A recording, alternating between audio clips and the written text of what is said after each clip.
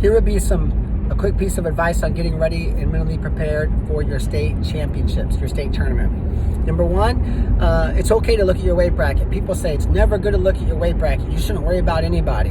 Well, that's kind of silly, I think, right? I think that's good for some people. And maybe the people giving that advice were the guys who got scared when they looked at their weight bracket. So sure, if you get scared easily when you look at your weight bracket, you should never, you shouldn't look at it.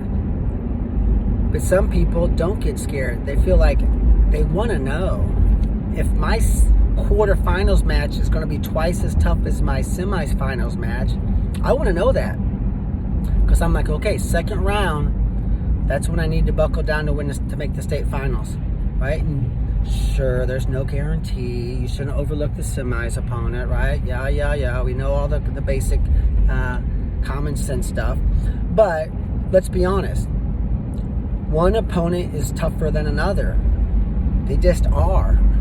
That doesn't mean the other kid sucks or there's a guarantee I'm going to win. But I would want to know that, hey, I have got to buckle down. So what if I have an easy second round match? Well, maybe I can keep my weight closer. I got to weigh in the next morning. Maybe I can say I'm going to be closer on weight. If I have a badass kid second round, hey, I'm going to let my weight get bigger. I'd be 3 pounds heavier. Because I'm like, I'm not worried about making weight. I'll stay up to midnight cutting weight if I have to, because I got to make weight in the morning. The semis are tomorrow at 11:30 a.m. I'm going to make sure that I'm fully hydrated, I'm strong. I need to plan, even just from a diet perspective and a rehydration perspective, I need to make sure that I'm all in for this quarterfinals match. So plus secondly, what that also enables you to do is game plan for the match. If I have an opponent who's got an amazing tilt on top, I don't want to walk out of the tunnel and see this mat wrestling phenom standing on the mat that I have to compete against. I kind of would have liked to have known this so that after my first round match, we could have worked elbow digs and tight waist tilt counters, right? Take your right hand, grab the palm of your left hand, pull your left thumb to your right armpit. That's a good way to stop a tilt. Cross wrist, right? Elbow dig's another great way. If you're members of our online wrestling academy, you know these basics, right? I want to drill that stuff. So by looking at my weight bracket, I'm able to drill that stuff because I had a sort of a game plan, an opportunity to game plan for the match. So that would be number one. Number two, I would say be very realistic with what's going to take place out here. It is okay to say, it's going to be a tough road. I have the difficult side of the weight bracket. Or it's okay to say, maybe, I got to win 3 very close matches to make the state finals. Okay, I want to know that. Or, as far as this emotionally accepting reality, it might be, dude, I got a freaking great draw. I got the good side of the weight bracket. I can relax a little bit. Sure, my opponents are still tough, but I should be able to make the finals here. That's very exciting, and I want to ease. There's a little less anxiety and pressure and burden that I have to carry now for the next couple of days until the finals. But if I need to carry that extra burden and game plan and map out my route, then I need to know that too. Lastly, I would say commit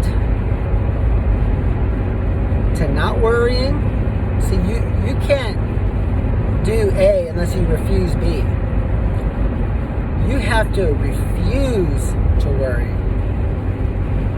Refuse to worry. Because your mind cannot think more than one thought at a time. But your mind can think 600 things a second. So your mind can really bounce around on you. And pretty soon you have because remember, your thoughts create emotion. And if you allow your thoughts, bad thoughts create bad emotion. And your emotional response is you're going to have all this chemical dump of this stress hormones and so forth pumping through your system. And as I learned from one of our followers, he's a psychologist, he said when you have stress hormones pumping through your bloodstream, it turns off your prefrontal cortex, which is the front part of your brain that is responsible for thinking. So that's the reason you choke, is because you allow yourself to think bad thoughts. It creates bad emotion. Your body's natural emotional response to these bad thoughts is stress hormones dump into your body, and it causes your brain to turn off. So there you go. You might want to control your thoughts, right? It's just positive thinking, just like Grandma taught you. The glass is half full, right? This old life tale stuff is true. You got to be positive. Think positively. That's the reason we say what? One of our main cornerstones of mental toughness is opportunity to push myself.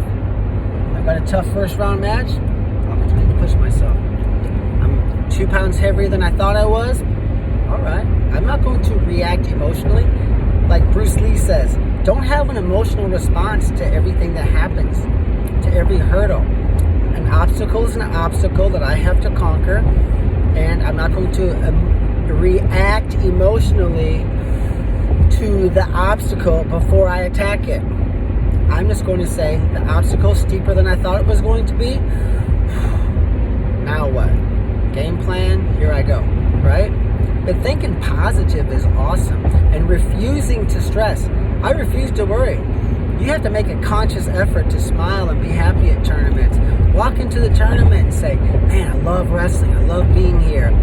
I love to feel the squishiness of the mat.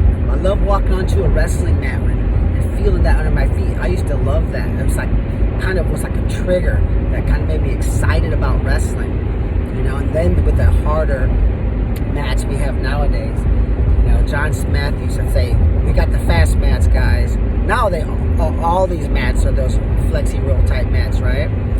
But I used to love to get on a fast mat. So, find things to emotionally connect to that are fun. Know exactly where your parents are sitting. Go hang out with your parents. Go hang out with your girlfriend or your boyfriend at these tournaments, right? And hang out with your buddies. Have a little bit of fun. Try to stay in a happy place. Go outside. Breathe some fresh air.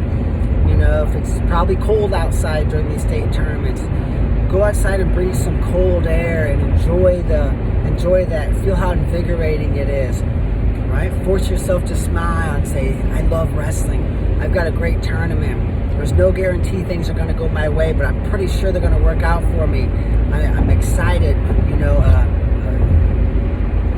Penn State says, think a lot about being grateful, how grateful you are to be an athlete. I get to do a sport that I love.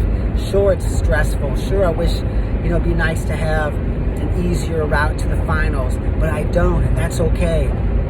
But what do we say? Opportunity to push myself. Everything's an opportunity to push myself, because now the glass is half full.